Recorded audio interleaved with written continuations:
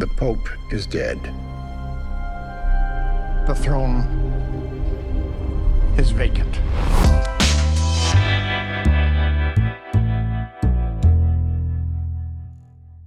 Hi. So Rafe, my first question's for you. I have to say, I mean, I was riveted throughout the movie from one scene to another. But it's definitely a world that I think a huge chunk of the audience knows absolutely nothing about. What is it that makes Cardinal Lawrence such a good conduit for the audience, such a good way kind of into what essentially is kind of a very human story when you get down to it? Well, Lawrence is a witness. He witnesses. He's a listener. I think sometimes those central characters, they are there are good ways in for the audience because the audience listens with them. I was reminded of the Le Carre character, George Smiley, who collects evidence and goes to meet a number of people, especially I'm thinking of Tinker Tailor Soldier Spy.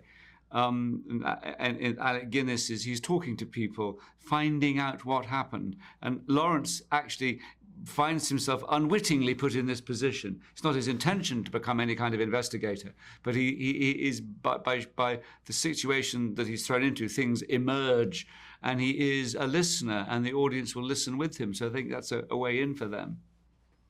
And Edward, I wanted to ask you, I mean, a conclave, it's something that, you know, I would say 99.9% of your audience is never going to witness in their lifetime unless somebody from within the Vatican watches it. I mean, how do you depict something like that? I mean, you have the book to work from, obviously, but the staging kind of blew me away, and I was just wondering if you'd talk a little bit about that. Well, we did a lot of research and spoke to people who got as close to a conclave as possible. What really goes on behind these closed doors, no one will tell you because it is secret, and if you reveal it, then you'll never go to another one again. So, but we had a wonderful religious advisor who was there with us every day, and who told us as much as he could and as much as he knows. And a lot of these things, a lot of the voting procedure, where people sit, what they say, what the oaths are, what the prayers are known. They're not secret. And we try to, or what happens when the Pope dies, that procedure, we research that and try to get as close to the truth as possible.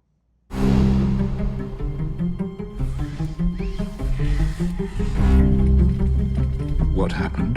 They say a heart attack. You know how rumor spreads, and 1.25 billion souls watching. Well, Cardinal Lawrence, it seems the responsibility for the conclave falls upon you. I mean, another thing about it too that I loved is that, it's one of the most exciting movies that I've ever seen that doesn't have, necessarily any violence in it. And I think it's such an interesting experience to watch on the big screen. I was just wondering if you could, both talk to that aspect that, it'd be nice for audiences to go out and support a movie like this in theaters because it gives them something that, they're not going to see every other week, right? Oh, that's wonderful that you say that. I mean, to me, that has to do with great writing, many surprises in the film based on character, because we all have great roles that all have their secrets, and these secrets will be unveiled at some point or another. So we are constantly surprised. It's also just in essence, it's an interesting, in a way, almost a detective story. Ralph is trying to investigate what the past of these people are, why all these people are vying for the throne. So one of them, they're all.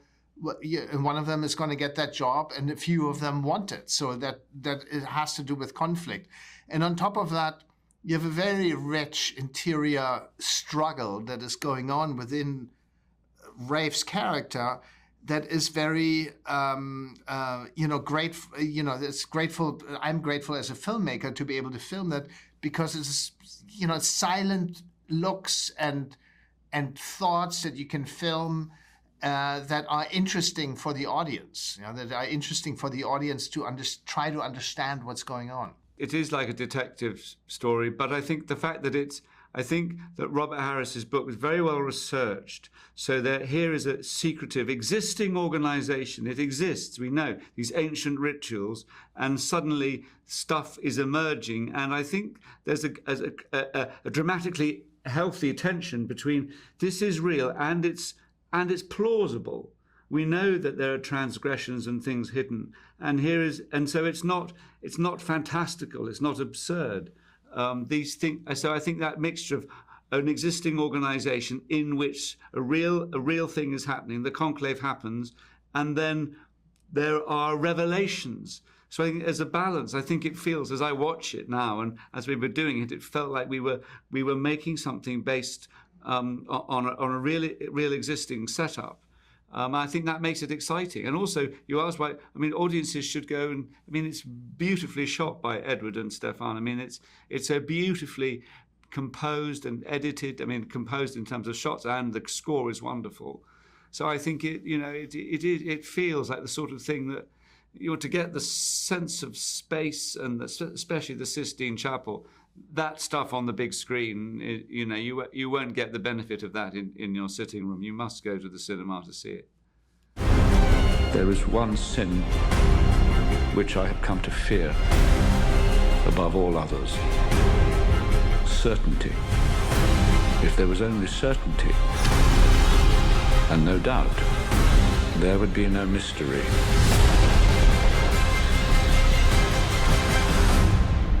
And therefore no need for faith.